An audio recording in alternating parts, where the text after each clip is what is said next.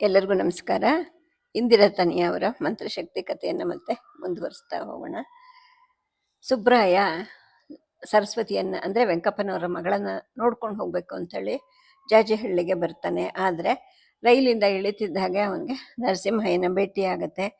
ಅವನು ಮಾಟ ಮಂತ್ರ ವಿದ್ಯೆಯನ್ನು ಕಲಿತಾ ಇದ್ದಾನೆ ಅಂತ ಗೊತ್ತಾದಾಗ ಇವನು ಸ್ವಲ್ಪ ಸಂದೇಹ ಪಟ್ಟಾಗ, ನನಗೆ ಗೊತ್ತಿರೋದನ್ನ ಮಾಡಿ ತೋರಿಸ್ತೀನಿ ಅಂತ ಹೇಳ್ಬಿಟ್ಟು ಅವನು ತಾತ್ಕಾಲಿಕವಾಗಿ ಕುರುಡ ಆಗೋ ಹಾಗೆ ಮಾಡ್ತಾನೆ. ಇದರಿಂದ ಸುಬ್ರಾಯ ಕಂಗೆಟ್ಟು ಹೋಗ್ತಾನೆ. ಏನು ಮಾಡೋಕ್ಕೂ ತೋಚದೆ ಅಲ್ಲಿ ನಿಂತ್ಕೋಬೇಕಾಗತ್ತೆ. ಏಕೆಂದರೆ ಅವನಿಗೆ ಅಲ್ಲಿ ಯಾರು ಗೊತ್ತು ಇರೋದಿಲ್ಲ, ಯಾರು ಇವನನ್ನು ಮಾತು ಆಡಿಸಲ್ಲ.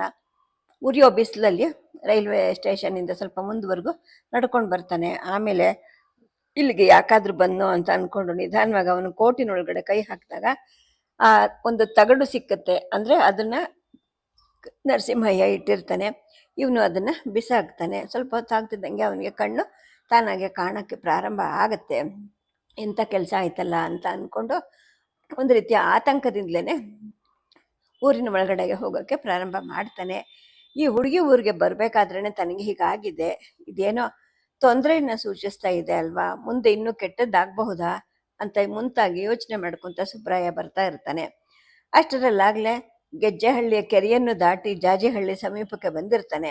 ಊರ್ ಮುಂದ್ಗಡೆ ಇದ್ದ ಬಾವಿನಲ್ಲಿ ಹೆಣ್ಣು ಮಕ್ಕಳು ನೀರು ಸೇದ್ಕೊಂಡು ಕೊಡಗಳನ್ನು ತಲೆ ಮೇಲೆ ಕಂಕಳಲ್ಲಿ ಇಟ್ಕೊಂಡು ಒಬ್ಬರು ಹಿಂದೊಬ್ಬರು ಸಾಲಾಗಿ ತಮ್ಮ ತಮ್ಮ ಮನೆಗಳ ಕಡೆಗೆ ಹೊರಟಿರ್ತಾರೆ. ಇವನು ಬಾವಿ ಹತ್ತಿರಕ್ಕೆ ಬಂದಾಗ ಅಲ್ಲಿ ಒಬ್ಬ ಹುಡುಗಿ ನೀರು ಸೇದ್ತಾ ನಿಂತಿರ್ತಾಳೆ. ಇವನಿಗೆ ಅಷ್ಟೊತ್ತಿಗಾಗಲೇ ಬಿಸಿಲಿನ ಬೇಗೆಯಿಂದ ಬಾಯಿ ಒಣಗಿರುತ್ತೆ, ವಿಪರೀತ ದಾಹ ಆಗ್ತಾ ಇರುತ್ತೆ. ಆದರೆ ಆಕೆನ ನೀರು ಕೇಳೋಕ್ಕೆ ಅವನಿಗೆ ಸಂಕೋಚ. ವಯಸ್ಸಿಗೆ ಬಂದ ಹುಡುಗಿ ಜೊತೆ ಮಾತಾಡಿದ್ರೆ ಅದೇನು ತಪ್ಪಾಗುತ್ತೋ ಏನೋ ಅನ್ನೋ ಒಂದು ಸಂಶಯ. ಹಾಗಾಗಿ ಇನ್ನೇನು ಹೋಗ್ಬೇಕಾದ ಬಾವಿ ಮಾವನ ಮನೆ ಸಿಕ್ಬಿಡತ್ತೆ. ಅಲ್ಲೇ ನೀರು ಕುಡಿಯೋಣ, ಈ ಬಾವಿ ನೀರು ಯಾಕೆ ಅಂದ್ಕೊಳ್ತಾನೆ. ಆದರೆ ಅವನ ಮನಸ್ಸು ಒಪ್ಪೋದಿಲ್ಲ. ನೇರವಾಗಿ ಬಾವಿ ಹತ್ತಿರಕ್ಕೆ ಬಂದು ಇಣಿಗೆ ನೋಡ್ತಾನೆ. ಹೆಚ್ಚು ಆಳ ಇಲ್ಲದೆ ಇರೋ ನೀರನ್ನು ನೋಡ್ತಾನೆ. ಹಾಗೆ ಅಲ್ಲೇ ನಿಂತಿದ್ದ ಆ ಹುಡುಗಿಯನ್ನು ಕೂಡ ಸೂಕ್ಷ್ಮವಾಗಿ ದೃಷ್ಟಿಸ್ತಾನೆ. ಅವಳ ಉಡುಗೆ ತೊಡುಗೆ ಮತ್ತು ಮುಖಭಾವದಿಂದ ಅವಳು ಬ್ರಾಹ್ಮಣರ ಹುಡುಗಿ ಅಂತ ಇವನಿಗೆ ಅನಿಸುತ್ತೆ. ಆದರೂ ತನ್ನ ಊಹೆ ತಪ್ಪಾಗಿ ಆಕೆ ಬ್ರಾಹ್ಮಣರ ಹುಡುಗಿ ಅಲ್ಲದೆ ಬೇರೆ ಜಾತಿಯವಳಾದರೆ ಆಕೆ ಕೈಯಿಂದ ನೀರು ಕುಡಿದ್ರೆ ತಾನು ಮದುವೆ ಆಗ್ಬೇಕಾಗಿರೋ ಈ ಊರಿನ ಇತರ ಜನರ ಅಪನಿಂದನೆಗೆ ಗುರು ಆಗ್ಬೇಕಾಗತ್ತೇನೋ ಅಂತ ಅನಿಸುತ್ತೆ. ಅವಳನ್ನೇ ನೋಡ್ತಾ ಕೇಳ್ತಾನೆ, ತುಂಬ ಬಾಯಾರಿಕೆ, ನೀರು ಕುಡಿಬೇಕಾಗಿತ್ತು ಅಂತಾನೆ. ಆಗ ಹುಡುಗಿ ಏನು ಮಾತಾಡೋದಿಲ್ಲ, ಕೊಡವನ್ನು ಕೈಗೆ ತಗೊತಾಳೆ. ಅವನ ಕೈಗೆ ಸುರಿಲಿಕ್ಕೆ ಸಿದ್ಧವಾಗ್ತಾಳೆ. ಆದರೂ ಕೂಡ ಇವನಿಗೆ ನೀರು ಕುಡಿಯೋಕ್ಕೆ ಸಂದೇಹ. ಅವಳು ಸರಸ್ವತಿ ಅಂತ ಅವನಿಗೆ ಗೊತ್ತಿದ್ದಿದ್ರೆ ಮುಂದೆ ಅವನು ಏನು ಮಾಡ್ತಿದ್ನೋ ಗೊತ್ತಿಲ್ಲ, ಏಕೆಂದರೆ ಆ ಹುಡುಗಿ ಸರಸ್ವತಿನೇನೆ. ಇವನಿಗೆ ಜಾತಿ ಬಗ್ಗೆ ಒಂದು ರೀತಿಯ ಆತಂಕ ಇರುತ್ತೆ. ಹಾಗಾಗಿ ಇವನು ಕೇಳ್ತಾನೆ, ನಾವು ಬ್ರಾಹ್ಮಣರು, ನೀವು ಅದೇ ಜಾತಿಯವರ ಅಂದಾಗ, ಹೌದು ನಾವು ಬ್ರಾಹ್ಮಣರೇನೆ, ಹಿಡೀರಿ ಅಂತ ಹೇಳ್ತಾಳೆ. ಸಂಶಯವನ್ನು ಬಿಡ್ತಾನೆ. ಇವನು ನೀರು ಕುಡಿಯೋಕ್ಕೆ ಪ್ರಾರಂಭ ಮಾಡ್ತಾನೆ. ಅವನ ಕಣ್ಣುಗಳು ಓರೆ ನೋಟದಿಂದ ಸರಸ್ವತಿಯನ್ನು ದಿಟ್ಟಿಸ್ತಾ ಇರ್ತವೆ. ಸಾಕಷ್ಟು ನೀರು ಕುಡಿದ ನಂತರ ಸಾಕು ಅಂತ ಹೇಳ್ಬಿಟ್ಟು ತನ್ನ ಕೈಯನ್ನು ಹಿಂದೆ ಕೇಳ್ಕೊಳ್ತಾನೆ. ಅವನ ಕೋಟಿನ ತೋಳುಗಳೆಲ್ಲ ನೀರಿಂದ ತೇವ ಆಗಿರುತ್ತೆ. ಸರಸ್ವತಿ ಇನ್ನೊಂದು ಬಿಂದಿಗೆ ನೀರು ಸೇದ್ಕೊಂಡು ಹಗ್ಗವನ್ನು ಸುತ್ತಕೊಂಡು ಊರಿನ ಕಡೆಗೆ ಹೊರಡ್ತಾಳೆ. ಸುಬ್ರಾಯನು ತನ್ನ ಕೈ ಚೀಲದ ಜೊತೆಗೆ ಅವಳನ್ನ ಹಿಂಬಾಲಿಸ್ಕೊಂಡು ಬರ್ತಾನೆ. ಬಿಂದಿಗೆ ಹೊತ್ಕೊಂಡು ಭಾರವಾದ ಹೆಜ್ಜೆ ಹಾಕ್ಕೊಂಡು ತೂಗಾಡುತ್ತಾ ನಡೀತಾ ಇದ್ದ ಸರಸ್ವತಿಯ ಉಯ್ಯಾಲೆ ಗತಿ ಇವನಿಗೆ ತುಂಬಾ ಆಕರ್ಷಣೆ ಅನಿಸುತ್ತೆ. ಬೆಂಗಳೂರಲ್ಲಿ ಇಂತಹ ಒಂದು ದೃಶ್ಯವನ್ನ ಚೆಲುವಿನ ಪ್ರಕೃತಿಯ ಹಿನ್ನೆಲೆಯಲ್ಲಿ ನೋಡೋಕ್ಕೆ ಸಾಧ್ಯವಾ ಅನ್ಕೋತಾನೆ. ಊರ್ ಮುಂದಿರೋ ಬೆಳಲ್ ಬಿಟ್ಟಂತಹ ದೊಡ್ಡ ಆಲದ ಮರದ ಹತ್ತಿರಕ್ಕೆ ಬರೋ ಅಷ್ಟೊತ್ತಿಗೆ ಅಲ್ಲಿ ಒಬ್ಬ ರೈತ ಎದುರಾಗ್ತಾನೆ ಸುಬ್ರಾಯನ್ಗೆ. ಅವನು ದುಪ್ಪಟ್ಟಿ ಹೊದ್ಕೊಂಡಿರ್ತಾನೆ. ತಾನು ಹೋಗ್ಬೇಕಾಗಿರೋ ಮನೆ ಯಾವ ಕಡೆ ಬರುತ್ತೆ ಅಂತ ವಿಚಾರಿಸೋಣ ಅಂದ್ಬಿಟ್ಟು ಅವನ ಹತ್ರಕ್ಕೆ ಬರ್ತಾನೆ. ಏನಪ್ಪ, ಇಲ್ಲಿ ವೆಂಕಪ್ಪ ಅವ್ರ ಮನೆ ಎಲ್ಲಿದೆ ಅಂತ ಕೇಳಿದಾಗ ಆ ರೈತನಿಗೆ ಇವನ್ ಮಾತು ಅರ್ಥ ಆಗುತ್ತೆ. ಆದ್ರೂ ಕೂಡ ಆತ ತಕ್ಷಣ ಉತ್ತರ ಕೊಡೋದಿಲ್ಲ. ಒಂದೆರಡು ಗಳಿಗೆ ಸುಬ್ರಾಯನನ್ನ ಅಪಾದ ಮಸ್ತಕ ನೋಡ್ತಾನೆ. ತನ್ನ ಕೈ ಬೆರಳಿಂದ ಸಂಜ್ಞೆ ಮಾಡ್ಬಿಟ್ಟು ಮೂಕಂತರ ವರ್ತಿಸ್ತಾನೆ. ಅವನ ವಿವರಣೆ ಈ ಸುಬ್ರಾಯನ್ಗೆ ಅರ್ಥ ಆಗೋದಿಲ್ಲ. ಅವನು ಸುಮ್ಮನೆ ಆ ರೈತನ ಕಡೆಗೆ ನೋಡ್ತಾ ನಿಂತ್ಕೊಳ್ತಾನೆ. ನೀರು ಹೊತ್ಕೊಂಡು ಹೋಗ್ತಿದ್ದ ಸರಸ್ವತಿ ಹಿಂತಿರುಗಿ ನೋಡ್ತಾಳೆ. ಕ್ಷಣಕಾಲ ನಿಂತ್ಕೊತಾಳೆ. ಆ ರೈತ ಆಕೆ ಹತ್ರಕ್ಕೆ ಓಡ್ ಹೋಗ್ತಾನೆ. ಸುಬ್ರಾಯನ್ ಕಡೆ ತೋರಿಸ್ಕೊಂತ ಏನೋ ಮುಖ ಸಂಜ್ಞೆ ಮಾಡ್ತಾನೆ. ಆಕೆ ಹ್ಞೂ ಹ್ಞೂ ಅಂತ ಅಂದಿದ್ದು ಕೂಡ ಅವನಿಗೆ ಕೇಳಿಸುತ್ತೆ ಸುಬ್ರಾಯನ್ಗೆ. ಆಗ ಆ ರೈತ ಮೂಕ ಅನ್ನೋದು ಇವನಿಗೆ ಅರ್ಥ ಆಗತ್ತೆ. ಸರಸ್ವತಿ ಸುಬ್ರಾಯನ್ ಕಡೆಗೆ ಒಂದ್ಸಲ ನೋಡ್ತಾಳೆ, ತಲೆ ತಗ್ಗಿಸ್ತಾಳೆ. ನೋಡಿ, ಎದುರುಗಡೆ ಕಾಣ್ತಾ ಇರೋ ಜಗಲಿ ಇರೋ ಮಂಗಳೂರು ಹಂಚಿನ ಮನೆ ಇದೆಯಲ್ಲ, ಅದೇನೆ ವೆಂಕಪ್ಪ ಅವ್ರ ಮನೆ ಅಂತ ಹೇಳ್ಬಿಟ್ಟು ಮೆಲ್ಲನೆ ಹೆಜ್ಜೆ ಹಾಕಕ್ಕೆ ಪ್ರಾರಂಭ ಮಾಡ್ತಾಳೆ. ಆ ಮಾತಾಡ್ಬೇಕಾದ್ರೆ ಅವಳಿಗೆ ನಗು ಬರ್ತಾ ಇರುತ್ತೆ. ಸುಬ್ರಾಯ ಅವಳಿಗಿಂತ ಮುಂದೆ ನಡೀತಾನೆ, ವೆಂಕಪ್ಪನವ್ರ ಮನೆ ಮುಂದ್ಗಡೆಗೆ ಬರ್ತಾನೆ, ಹೊರಬಾಗ್ಲು ಹಾಕಿದ್ದನ್ನು ನೋಡ್ತಾನೆ. ಏನ್ ಮಾಡೋದು ಅಂತ ತೋಚೋದಿಲ್ಲ. ಒಂದು ಕ್ಷಣ ಯೋಚನೆ ಮಾಡ್ತಾನೆ, ನಿಂತ್ಕೊಳ್ತಾನೆ.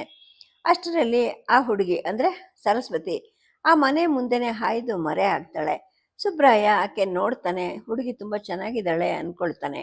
ಅವನ ಮನಸ್ಸು ಈಗಾಗಲೇ ಅವಳಿಗೆ ಸೋತ್ ಹೋಗಿರುತ್ತೆ. ಆದ್ರೆ ಮರುಕ್ಷಣದಲ್ಲೇ ತಾನು ನೋಡೋಕೆ ಬಂದಿರೋ ಹುಡುಗಿ ಹೇಗಿರ್ತಾಳೋ ಏನೋ, ಇನ್ನು ಈ ಹುಡುಗಿ ಹೇಗಿರ್ತಾಳೋ, ಸದ್ಯ ಅವಳನ್ನ ಮದುವೆ ಆಗೋ ತಪ್ಪಿದ್ರೆ ಸಾಕು, ಏಕೆಂತಂದ್ರೆ ಬರ್ತಿದ್ದ ಹಾಗೇನೆ ಒಂದು ಅನಾಹುತ ಆಯ್ತು ಅಂತ ಅನ್ಕೊಳ್ತಾನೆ. ಮತ್ತೆ ಬಾಗಿಲಿನ ಕಡೆಗೆ ನೋಡ್ತಾನೆ, ಹೊರಚಿಲುಕದ ಸದ್ದು ಮಾಡ್ತಾನೆ, ಟಪ ಟಪ ತಟ್ತಾನೆ. 1-2 ನಿಮಿಷದಲ್ಲಿ ಬಾಗಿಲು ತೆರೆಯುತ್ತೆ. ಎದುರುಗಡೆ ನೋಡಿದ ತಕ್ಷಣ ಪೂಜ್ಯ ಭಾವನೆ ಬರೋ ಹಾಗೆ ಇರ್ತಕ್ಕಂತಹ ಸ್ವಲ್ಪ ವಯಸ್ಸಾದಂತಹ ವಾತ್ಸಲ್ಯದ ಮೂರ್ತಿ ಹಾಗೆ ಕಾಣ್ತಿದ್ದಂತಹ ಲಕ್ಷ್ಮಮ್ಮ ನಿಂತಿರ್ತಾರೆ. ಆಕೆ ಮುಖದಲ್ಲಿ ಸ್ವಾಗತಿಸುವಂತಹ ಮಂದಹಾಸ ಗಂಭೀರವಾಗಿ ಹರಿದು ಬರ್ತಿರುತ್ತೆ. ಸುಬ್ರಾಯನ್ಗೂ ಕೂಡ ತಕ್ಷಣ ತನ್ನ ತಾಯಿ ನೆನಪಾಗುತ್ತೆ. ಆ ಸಾತ್ವಿಕ ಭಾವ, ಹೊಂಗೆಂಪಿನ ಮುಖವರ್ಣ, ಬಿಳಿ ಕಪ್ಪಿನ ಕೂದಲುಗಳು, ಬಿಸಿಲಿಗೆ ಮಾಗಿದ ಮಾವಿನ ಹಣ್ಣಿನ ಹಾಗೆ ಇದ್ದಂತಹ ಕೆನ್ನೆಗಳು, ತಣ್ಣಗದಣ್ಣ ಚೆಲುವಿನ ಕಾಂತಿ ಸೋರುವಂತಹ ಸೂರಗಣ್ಣುಗಳು, ಇವೆಲ್ಲ ಅವನನ್ನ ತುಂಬಾ ಆಕರ್ಷಿಸುತ್ತವೆ. ಬನ್ನಿ ಬನ್ನಿ ಒಳಗ್ ಬನ್ನಿ ಅಂತ ಲಕ್ಷ್ಮಣನವರು ಸುಬ್ರಾಯನನ್ನ ಸ್ವಾಗತಿಸಿ ಒಳಗ್ ಕರ್ಕೊಂಡು ಹೋಗ್ತಾರೆ. ಅವನು ಕೂಡ ಮೌನವಾಗಿ ಅವರನ್ನ ಹಿಂಬಾಲಿಸ್ತಾನೆ. ಒಳ ಅಂಗಳದಲ್ಲಿ ಕೂತ್ಕೊಂತಾನೆ, ಮಾತು ಪ್ರಾರಂಭಿಸ್ತಾನೆ. ಅವನ ಧ್ವನಿಯಲ್ಲಿ ಸಂಕೋಚ ತುಂಬ ಹೋಗಿರುತ್ತೆ. ನಾನು ಬೆಂಗಳೂರಿನ ನಾಗಪ್ಪನವ್ರ ಮಗ ಅಂತ ಹೇಳಿದಾಗ ಗೊತ್ತಾಯ್ತು ಅಂತ ಹಾಕಿ ಹೇಳ್ತಾಳೆ. ಹೊರಗಡೆ ಕೆಮ್ಮೋಸದ್ದು ಕೇಳುತ್ತೆ. ವೆಂಕಪ್ಪನವರು ಬಂದ್ರೇನೋ ಅಂತ ನೋಡೋಕ್ಕೆ ಲಕ್ಷ್ಮಮ್ಮ ಬಾಗಿಲ ಹತ್ರಕ್ಕೆ ಹೋಗ್ತಾರೆ. ಒಬ್ಬನೇ ಒಬ್ಬ ಕೂತಿರ್ತಾನೆ ಸುಬ್ರಾಯ. ಅಂಗಳದ ಗೋಡೆಗಳ ಮೇಲೆ ಹಾಕಿದ್ದಂತಹ ಪಟಗಳ ಮೇಲೆ ದೃಷ್ಟಿ ಹರಿಸ್ತಾನೆ. ದೇವರ ಚಿತ್ರಗಳಿರುತ್ತೆ. ರೊಟ್ಟಿನಲ್ಲಿ ಕಸೂತಿ ಕೆಲಸ ಹಾಕಿರೋ ಬೃಂದಾವನ, ಕೆಂಪು ಹಳದಿ ಮಣಿ ಪೋಣಿಸಿ ಸೀಸೆಯಲ್ಲಿ ಅಲಂಕಾರವಾಗಿಟ್ಟಿದ್ದಂತಹ ಗಿಣಿ, ಬಳ್ಳಿ ಮೊದಲಾದವನ್ನ ನೋಡ್ತಿದ್ದ ಹಾಗೆ ಅವನಿಗೆ ತಾನು ಯಾವುದೋ ಹಳೆ ಕಾಲದವ್ರ ಮನೆಗೆ ಬಂದಿದ್ದೀನ ಅನ್ಸತ್ತೆ. ರತ್ನ ಕಂಬಳಿಗೆ ಕಸೂತಿ ಕೆಲಸ ಮಾಡೋ ಹಾಗೆ ವಿವಿಧ ಬಗೆಯ ಮಣಿಗಳಿಂದ ಚಿತ್ರಗಳನ್ನು ಪೋಣಿಸಿ ಬಣ್ಣ ಬಣ್ಣದ ಉಣ್ಣೆ ದಾರಗಳಿಂದ ಕಸೂತಿ ಕುಸುರು ಕೆಲಸ ಮಾಡಿರೋ ಅಲಂಕಾರ ಮಾಡಿರೋ ತಗಡಿನ ತಟ್ಟೆ ಇರುತ್ತೆ. ಆ ಒಂದು ಕೆಲಸ ಇವನನ್ನು ಬಹಳ ಆಕರ್ಷಿಸುತ್ತೆ. ಹತ್ರ ಹೋಗಿ ನೋಡ್ತಾನೆ.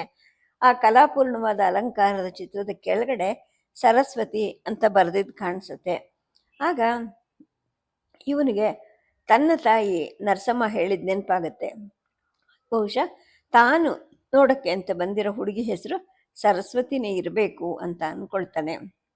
ಅಷ್ಟರಲ್ಲಿ ವೆಂಕಪ್ಪನವರು ಕೆಮ್ಕೊಂತಾನೆ ಒಳಗೆ ಬರ್ತಾರೆ. ಸುಬ್ರಾಯ ಅವ್ರನ್ನ ನೋಡಿ ಎದ್ದು ನಿಂತ್ಕೊಳ್ಳೋಕ್ಕೆ ಅಂತ ಪ್ರಯತ್ನ ಮಾಡ್ತಾನೆ. ಆಗ ವೆಂಕಪ್ಪ ಅವರು ಪರವಾಗಿಲ್ಲ ಕೂತ್ಕೊಳ್ಳಿ, ನೀವು ಬಂದಿದ್ದು ತುಂಬ ಸಂತೋಷ ಆಯಿತು ಅಂತ ಹೇಳ್ತಾರೆ. ಅವರು ಅವನನ್ನು ಬೆಂಗಳೂರಿಗೆ ಹೋಗ್ದಂಗೆ ನೋಡಿರ್ತಾರೆ. ಹಾಗಾಗಿ ಯಾವುದೇ ಪರಿಚಯ ಪೀಠಿಕೆ ಇಲ್ಲದೆ ಮಾತು ಪ್ರಾರಂಭ ಆಗತ್ತೆ. ಇದೇನು ಇಷ್ಟು ಹೊತ್ತು, ರೈಲಲ್ಲಿ ಬಂದಿದ್ರೆ 1 ಗಂಟೆಗೆ ಬರಬೇಕಾಗಿತ್ತಲ್ವಾ ಅಂತ ಕೇಳ್ತಾರೆ. ಹೌದು, ರೈಲಲ್ಲೇ ಬಂದೆ, ಆದರೆ ದಾರಿ ತಿಳಿದೆ ಸ್ವಲ್ಪ ಹುಡುಕಾಡ್ಬೇಕಾಯ್ತು, ಅದಕ್ಕೆ ಎಷ್ಟು ಹೊತ್ತಾಯ್ತು ಅಂತ ಸುಬ್ರಾಯ ಹೇಳ್ತಾನೆ. ಅವನ ಕೈಗಾಡಿಯರದಲ್ಲಿ ಆಗಲೇ 3:15 ಆಗಿರುತ್ತೆ. ಅಂದರೆ 1 ಗಂಟೆಗೆ ಬಂದಿದ್ದ ರೈಲು ತನ್ನ ಪಾಡಿಗೆ ತಾನು ಇವನನ್ನು ಬಿಟ್ಟು ಹೋಗಿರುತ್ತೆ. ಅಲ್ಲಿಂದ ಇವನು 3:15ಗೆ ಮನೆಗೆ ಬಂದಿರ್ತಾನೆ. ಅಂದರೆ ಮಧ್ಯದ ಅವಧಿನಲ್ಲಿ ಆ ನರಸಿಂಹನ ಕೈ ಚಳಕಕ್ಕೆ ಇವನು ಸೀಲುಗೆ ಇವನ ಕಣ್ಣು ಕಾಣದ ಹಾಗೆ ಆಗಿರುತ್ತೆ. ಪಾಪ ತುಂಬ ತೊಂದರೆ ಆಗಿರಬೇಕು, ಒಂದು ಕಾಗದ ಹಾಕಿದ್ರೆ ಸ್ಟೇಷನ್ಗೆ ಗಾಡಿನ ಕಳಿಸ್ತಿದ್ದೆ ಅಂತ ವೆಂಕಪ್ಪ ಹೇಳ್ತಾರೆ. ನಿಜ, ತುಂಬ ತೊಂದರೆ ಪಟ್ಟೆ, ಆದರೆ ದಾರಿ ತಪ್ಪಿದ್ದಕ್ಕೋಸ್ಕರ ಅಲ್ಲ, ನರಸಿಂಹಯ್ಯನ ಸಹವಾಸ ಮಾಡಿದ್ದಕ್ಕೆ ಅಂತ ಸುಬ್ರಾಯ ಮನಸ್ಸಿನಲ್ಲೇ ಅಂದ್ಕೊಳ್ತಾನೆ.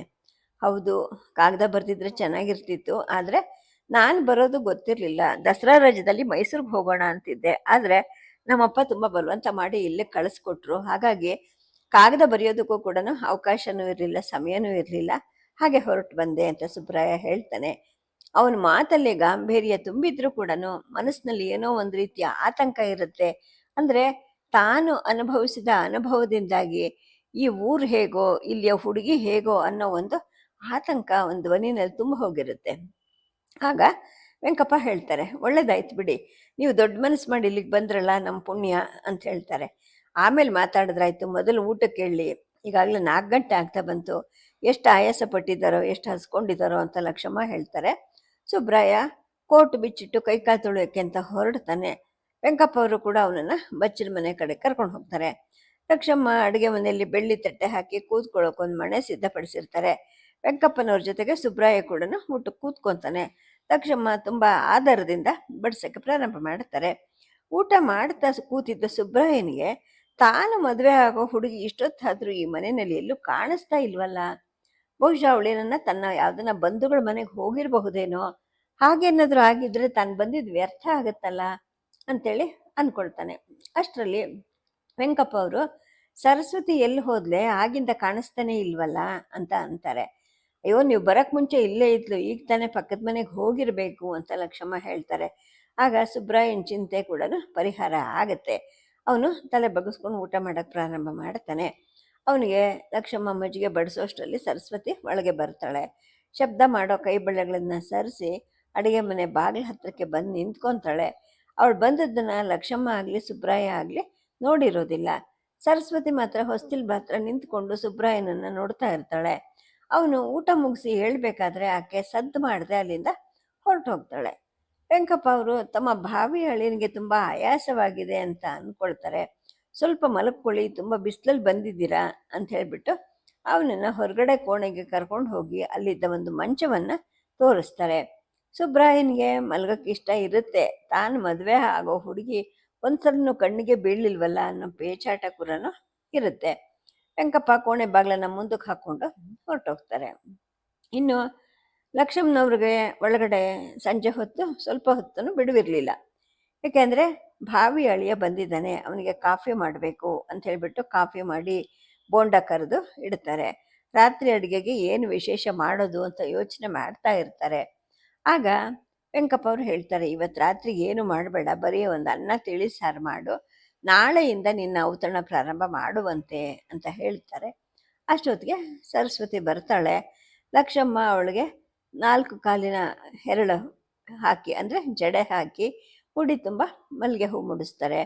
ತಾಯಿ ಆದೇಶದಂಗೆ ಅವಳು ಹೊಸ ಸೀರೆ ಉಟ್ಕೊಂಡು ತುಂಬ ಸೊಬಗಿನ ಬಳ್ಳಿ ಹಾಗೆ ಕಂಗೊಳಿಸ್ತಾ ಇರ್ತಾಳೆ.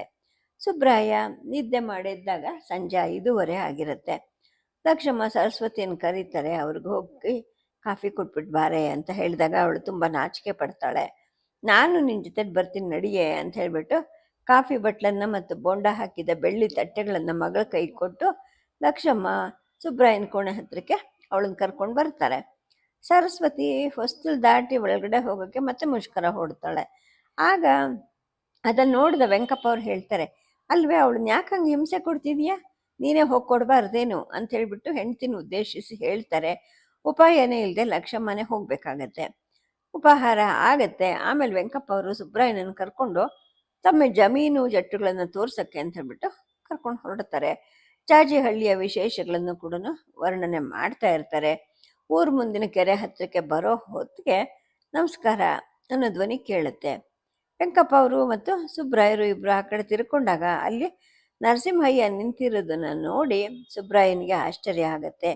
ಅವನ ಪಕ್ಕದಲ್ಲಿ ಒಂದು ಸುಮಾರು 45-50 ವರ್ಷದ ಒಬ್ಬ ದೃಢಕಾಯದನ ವ್ಯಕ್ತಿ ಹಣೆಗೆ ವಿಭೂತಿ ಹಚ್ಚಿಕೊಂಡು ಮೈ ಮೇಲೆ ಒಂದು ಶಾಲು ಹೊದ್ಕೊಂಡು ನಿಂತಿರೋದು ನೋಡ್ತಾನೆ. ಆಗ ಬಹುಶಃ ಆತನೇ ನಾರಾಯಣ ಶಾಸ್ತ್ರಿ ಅನ್ನೋರು ಇರಬಹುದು ಅಂತ ಸುಬ್ರಾಯ ಊಹೆ ಮಾಡ್ತಾನೆ. ವೆಂಕಪ್ಪ ಅವರು ಕೂಡ ಪ್ರತಿ ನಮಸ್ಕಾರ ಮಾಡ್ತಾರೆ. ಓ, ಯಾರೋ ನೆಂಟರು ಬಂದಂಗಿದೆ ಅಂತ ನಾರಾಯಣ ಶಾಸ್ತ್ರಿಗಳು ಕೇಳ್ತಾರೆ. ಹೌದು, ಬೆಂಗಳೂರಿಂದ ಬಂದಿದ್ದಾರೆ ಸುಬ್ರಾಯರು ಅಂತ ಹೇಳ್ಬಿಟ್ಟು ವೆಂಕಪ್ಪ ಅವರು ಪರಿಚಯ ಮಾಡಿಕೊಡ್ತಾರೆ. ಶಾಸ್ತ್ರಿಗಳು ಸುಬ್ರಾಯನ ಕಡೆಗೆ ಒಂದ್ಸತಿ ನೋಡ್ತಾರೆ. ಅದೇ ಸಮಯದಲ್ಲಿ ಅವನು ಅವರನ್ನು ನೋಡ್ತಾರೆ. ಶಾಸ್ತ್ರಿಗಳಿಗೆ ಏನೋ ರಹಸ್ಯ ಅರ್ಥ ಆಗಿದೆ ಅನ್ನೋ ಹಾಗೆ ಸಂತೋಷ ಸಂತೋಷ ಅಂತ ಹೇಳ್ಬಿಟ್ಟು ಮುಂದಕ್ಕೆ ಹೋಗ್ತಾರೆ. ನರಸಿಂಹಯ್ಯಂಗೂ ಕೂಡ ತುಂಬ ಆಶ್ಚರ್ಯ ಆಗುತ್ತೆ. ಇದೇನಿದು, ಇವತ್ತು ಮಧ್ಯಾಹ್ನ ತಾನೇ ಸುಬ್ರಾಯನಿಗೆ ದೃಷ್ಟಿ ಬಂಧನ ಮಾಡಿ ಕಣ್ಣು ಕಾಣಿಸ್ದೇ ಇರೋ ಹಾಗೆ ಮಾಡಿ ಅರ್ಧ ದಾರಿಲಿ ಬಿಟ್ಟು ಬಂದಿದ್ದೆ, ಇವನಿಗೆ ಕಣ್ಣಿಗೆ ಹೇಗೆ ಬಂತು, ಬಹುಶಃ ಇವನಿಗೂ ಮಂತ್ರವಿದ್ಯೆ ಗೊತ್ತಿರಬಹುದಾ ಅಂದ್ಬಿಟ್ಟು ಇವನಿಗೆ ಚಿಂತೆ ಹತ್ಕೊಳ್ಳುತ್ತೆ. ಅದನ್ನೇ ಪಿಸು ಮಾತಲ್ಲಿ ನಾರಾಯಣ ಶಾಸ್ತ್ರಿಗಳಿಗೂ ಹೇಳ್ತಾನೆ. ಅವನು ಮುಂದಕ್ಕೆ ಹೊರಡ್ತಾನೆ.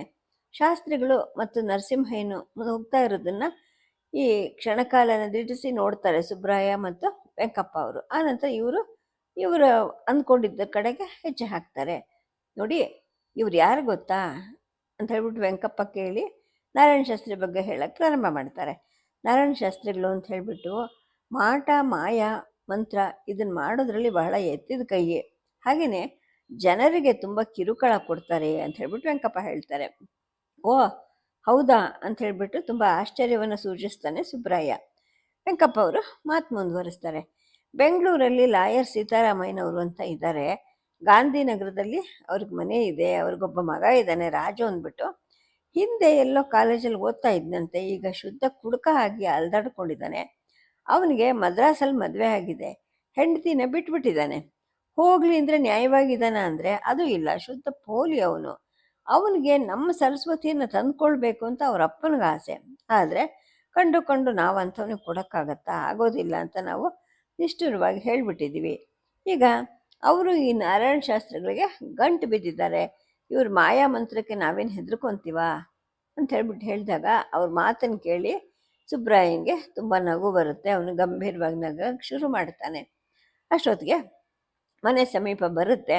ಆದರೆ ಇವ್ರ ಮಾತುಗಳಿನ್ನೂ ಮುಗಿದಿರೋದಿಲ್ಲ. ರಾತ್ರಿಯ ಊಟ ಮುಗಿಯೋಷ್ಟೊತ್ತಿಗೆ ಸುಮಾರು 10 ಗಂಟೆ ಆಗಿರುತ್ತೆ. ಸುಬ್ರಾಯನ್ಗೆ ಬಾಗಿಲು ಹತ್ತಿರ ಇದ್ದ ಹೊರಗಡೆ ಕೋಣೆಯಲ್ಲಿ ಹಾಸಿಗೆ ಹಾಸ್ಕೊಡ್ತಾರೆ ಲಕ್ಷಮ್ಮ ಅವರು. ಮಧ್ಯಾಹ್ನ ನಿದ್ದೆ ಮಾಡಿದ್ರಿಂದ ಸುಬ್ರಾಯನ್ಗೆ ನಿದ್ದೆ ಬೇಗ ಬರೋದಿಲ್ಲ.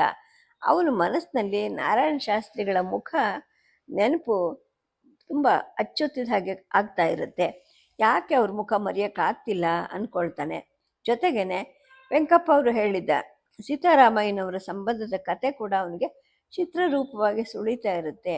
ಎಲ್ಲ ವಿಚಾರ ತರಂಗಳಿಗಳು ಸರಸ್ವತಿ ಹೇಗಿರಬಹುದು ಅನ್ನೋ ಪ್ರಶ್ನೆ ಜೊತೆಗೆ ಅವಳ ಕಲ್ಪನಾ ಚಿತ್ರವನ್ನು ಕೊರೆಯೋದ್ರಲ್ಲೇ ಅಂತ್ಯವಾಗ್ತಿರುತ್ತೆ. ಅಂದರೆ ಸುಮಾರು ಅವನು ಬಂದು ಸಾಕಷ್ಟು ಸಮಯ ಆಗಿದ್ರೂ ಕೂಡ ಸರಸ್ವತಿ ದರ್ಶನ ಅವನಿಗೆ ಆಗಿರೋದಿಲ್ಲ.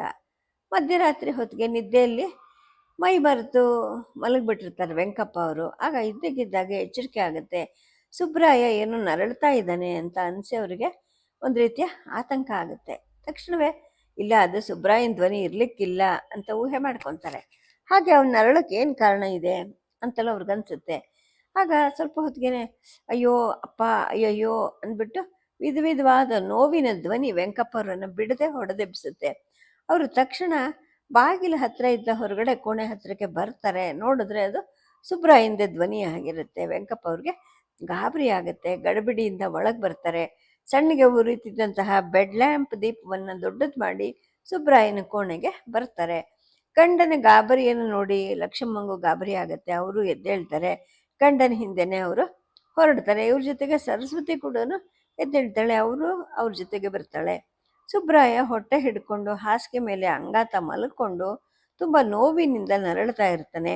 ಅವನ ಧ್ವನಿಯಲ್ಲಿ ಬರೆಸ್ಲಿಕ್ಕೆ ಆಗದಿರೋಷ್ಟು ಯಾತನೆ ಇರುತ್ತೆ. ಅದನ್ನು ನೋಡಿ ಲಕ್ಷ್ಮಮ್ಮನವ್ರಿಗೆ ಕಣ್ಣು ತುಂಬಿ ಬರುತ್ತೆ. ಏನಾಗ್ತಿದ್ಯಪ್ಪ ಅಂತ ವೆಂಕಪ್ಪ ಅವರು ಅವನ ಪಕ್ಕದಲ್ಲಿ ಕೂತ್ಕೊಂಡು ಮೃದುವಾಗಿ ಕೇಳ್ತಾರೆ. ಹಾಗೆ ಅವರ ದೃಷ್ಟಿ ಸುಬ್ರಾಯಣ್ಣನ ಹೊಟ್ಟೆ ಕಡೆಗೆ ಹೋಗುತ್ತೆ. 1-2 ಗಳಿಗೆ ದಿಟ್ಟಿಸಿ ನೋಡ್ತಾರೆ. ಅದು ಗಡಿಗೆ ಗಾತ್ರ ಊದ್ಕೊಂಡಿರೋದು ಗೊತ್ತಾಗುತ್ತೆ ಅವ್ರಿಗೆ.